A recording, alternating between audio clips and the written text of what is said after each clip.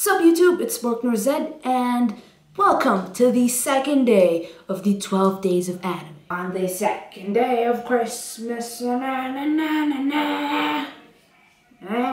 Yep, that's actually my intro. So today, since it's the second day, I'm going to be recommending two really old anime. True, they might be old, they don't really have fancy animation or cool superpowers or anything like that, but they are both really fun to watch and they have really deep meanings behind them.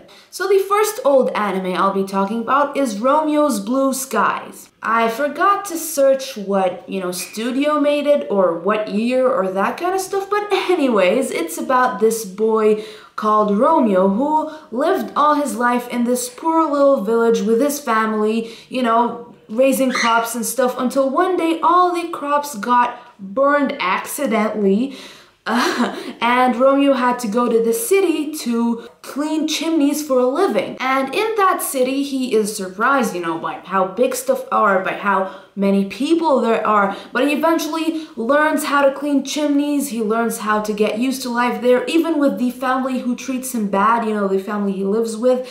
And of course he meets a lot of friends who clean chimneys as well. So they become this gang, those gang of chimney cleaning kids who fight against the other bad gangs that, go around in the street and the neighborhood. And it's just really cool, this anime just represents friendship in general. And Romeo, he's such an innocent, nice boy. He's really kind, caring, and he just never gives up. He's always happy. In fact, when he feels down, he does this to feel happy, or at least that's what I remember, I think. Yeah, he does something like that when he wants to feel happy. And also, I think I figured out why it's called Romeo's Blue Skies. It's because whenever Romeo finally gets up to the top of the chimney, when he is all, smeared with black and, dirt and tired and stuff, he finally gets to see the huge blue sky in front of him at the very top of the chimney. So in the end, after all that hard work, it's worth it. It's worth seeing the blue sky.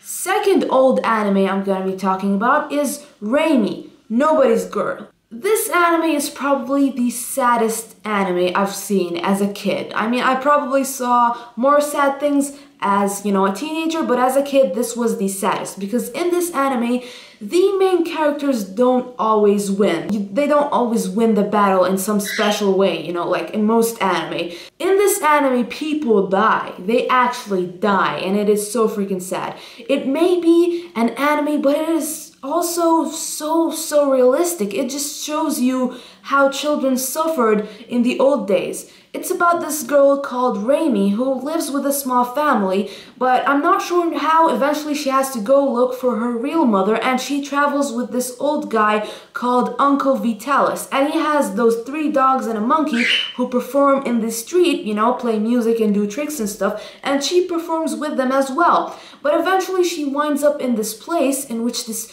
big, giant, ugly man has like a bunch of orphans in his house, and he forces them to go out and beg for money. And if they come back with no enough money, he beats them up, with the whip and everything. And Remi, she winds up there and she has to, do all those stuff that the kids do, and she tries to help them. And children back in the day, back in those days where they had carriages and horses, they were treated badly, both in Remi and Romeo's Blue Skies.